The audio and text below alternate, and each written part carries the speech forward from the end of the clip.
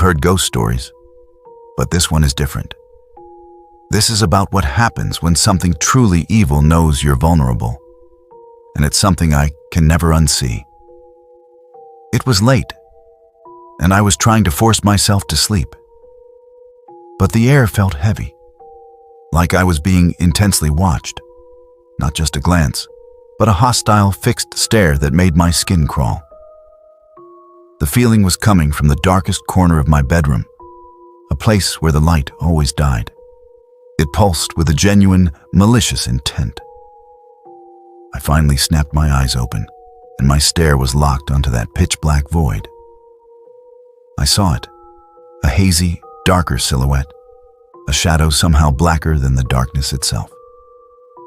I tried to shut my eyes, telling myself it was nothing, but then came the sound. A loud, distinct creak, the undeniable sound of someone putting weight on the floorboards. I shot my eyes open again. The shape was gone from the corner.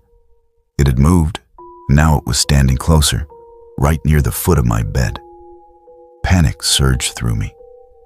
I just threw my entire blanket over my head and cried myself to sleep, praying that thing wouldn't come any closer. This wasn't a dream. This was real, and it still sends a devastating, raw chill through me.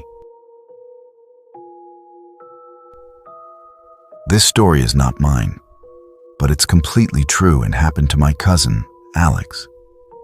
It still terrifies me because it's completely true and the reason he can't look at a closet the same way. Alex was on a video call with his girlfriend Sam late on a Friday night about 1 a.m. She was trying to talk him into driving over, but he was hesitant. As they talked, Alex's eyes caught something in the background. The closet door behind Sam had slowly cracked open.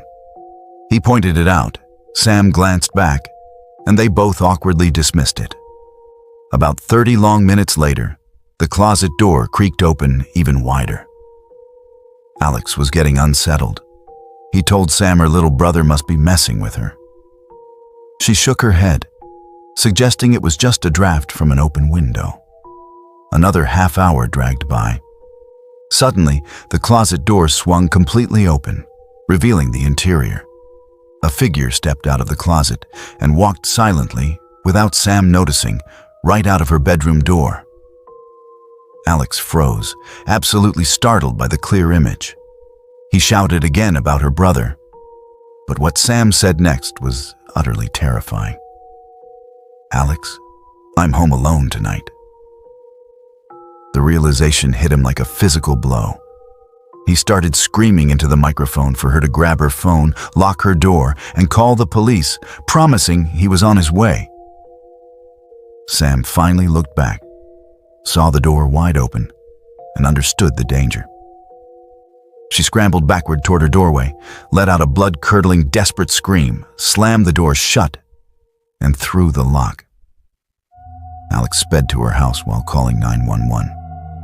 When he got there, the front door was ajar. The police arrived moments later and had to bust Sam's bedroom door open. They found her huddled in the corner of the room, completely hysterical and in shock. She later told them that before she managed to lock the door, she had looked up and seen a person standing right in front of her, face to face in the doorway.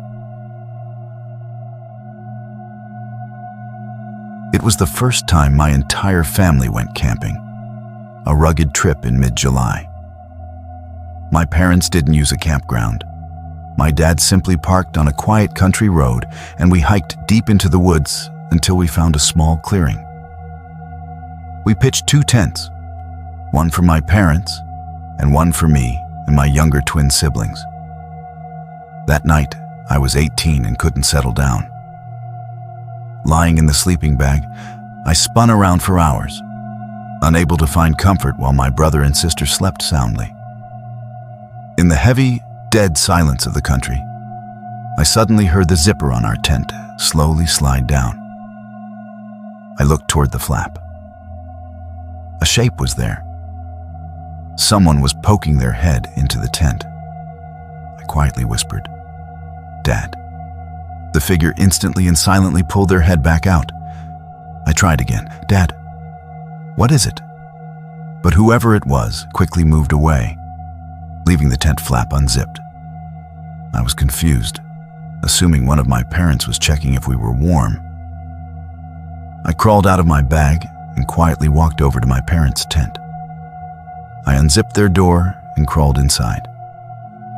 Both were clearly visible, cocooned in their sleeping bags. I shook my dad awake and asked if he had just been at my tent. He said no, and I felt a wave of icy dread wash over me.